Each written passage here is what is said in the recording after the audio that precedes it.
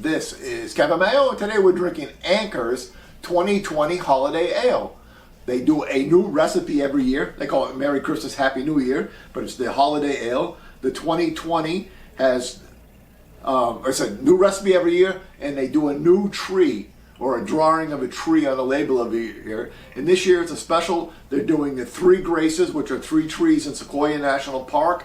And they're doing the 3 because of COVID that we're kind of all in this together. So they don't give you a lot of details on what goes into the beer because it's a secret recipe every year. And I get stoked. I look forward to this every year. I think I've started reviewing this in 2012, so this will be my 8th one. Some years they're great, some years they're not so great. I seem to remember last year's. I did not go back and look at it. I seem to remember last year's as not being one of the better years. So I'm going to go ahead and give this a crack. Like I said, we can't talk too much about it because we don't know much about it. And get it in a glass. This is 7.0% ABV, which is a little higher than normal. And as always, if you like the reviews, please subscribe. We're always looking for new friends. And go ahead and leave comments. Actually, I didn't quite get it all in there, but so we have a perfectly black beer. I can't see any light through it at all, no matter which light I go to. Got about 2 fingers of nice tan head. I wouldn't call it brown. I guess one of our decorator friends might have a better color for it. A little darker than tan, a little lighter than brown. Fairly tight bubbles on it. Not much in the way of alcohol lacing going on. Got a little earthiness. A little cinnamon. Nutmeg. I don't want to say pumpkin, but I get a little bit of that earthy flavor in there, or a little aroma in there. A little vegetable. I don't want to say, again, vegetable matter is bad because that can be an off flavor.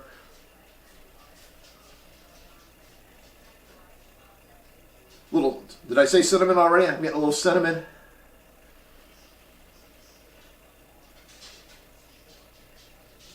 And maybe just a hint of black coffee. Cheers.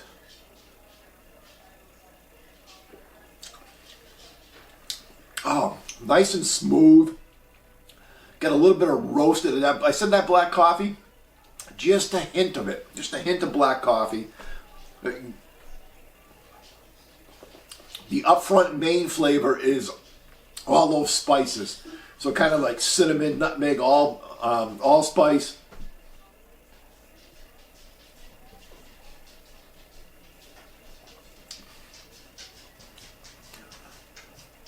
Yeah, and then got a little bit of a dark fruit in there, like a dark cherry. So I would call this one, I wouldn't call it a stout, but it seems to be leaning that way. I don't know what the recipe was. It's a little thin. It's not like an imperial stout. It's a little bit more thin. It's got a nice mouthfeel on it, but it's a little bit on the thin side, more like a Guinness. But again, it's not really a stout. It's a holiday ale, but they definitely roasted the malt a little bit more just to get it a little darker and give you a little bit more of that roasted black coffee type flavor. And as I'm sitting here talking about it and reminiscing about it and ruminating on it, the aftertaste really tends into that black coffee. You don't get that as much in the initial taste, but the aftertaste on the tongue. Get a little bit of stickiness on the tongue at the end of it.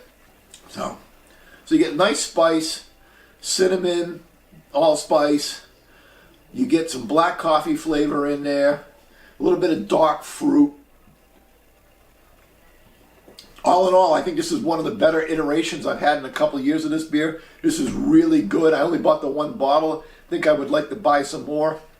It would be a really nice Christmas gift if anybody's out there that's related to me. I think this is a solid A beer. We'll give this a 90 out of 100. Till next time, keep drinking.